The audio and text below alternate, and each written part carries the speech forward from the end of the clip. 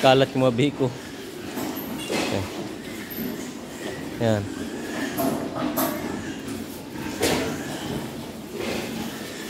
Ngayon, hindi ka na ako nagtatabing dito sa gilid dahil tag-araw. Pero taglamig naman, kailangan matabtabingan to dito sa may gilid para hindi magtae. Ngayon, hindi naman sila nagtae. Oh. Eh, sobrang init kasi.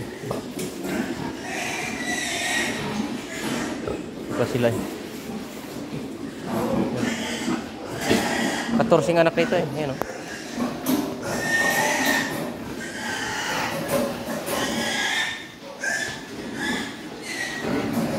Grabe no, meron talagang tao no, na gusto nila ipagkumpara yung mga farm natin dito sa Pinas kaysa dun sa farm sa ibang bansa. Kaya lang natin yan sila. Diyan sila masaya sa ginagawa nila.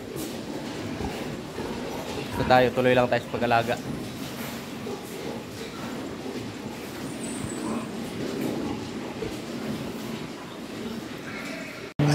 Grabe ngayon no.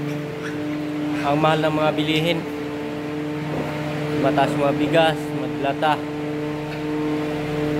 Grabe. Wala nang pagbabago. Saro ngayon. Mga ano natin, yung mga alaga nating baboy, yung mahal ng mga bili, ano din, mga kailangan nila. Tulad ng gamot, yung feeds. Kaya mahalaga talaga, kailangan mag-alaga tayo ng baboy. Importante ay maano natin yung pagkain talaga, tsaka yung mga gamot nila. Para naman na hindi talaga tayo puro bili na lang sa pag ano ng mga alaga natin baboy. Ayan o.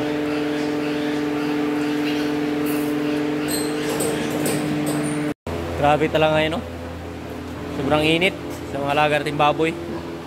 Ayan o.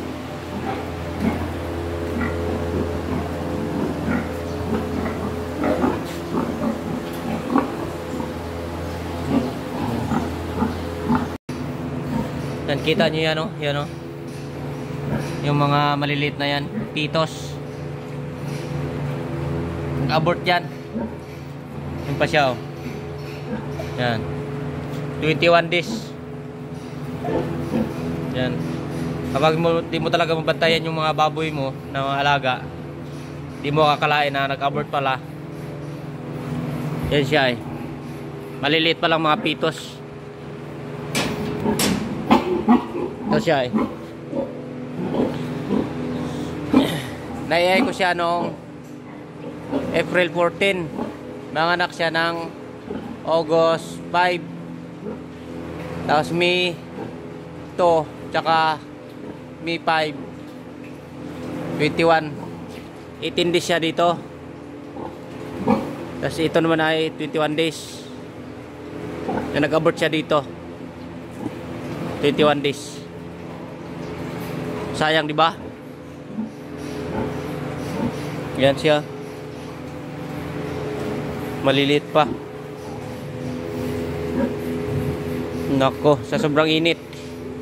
Kaya kailangan talaga kapag mag-detect tayo sa mga inahin natin baboy, tulad ng dating siyang 18 days, dating 21 days, yun, hindi natin pala alam na nag-abort pala siya sa mga ganon.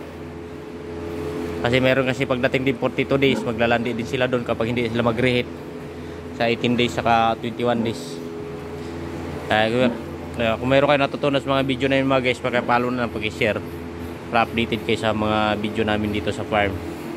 Kasi dahil din yan sa sobrang init, sa sitwasyon ng panahon, yan, nag-abort sila.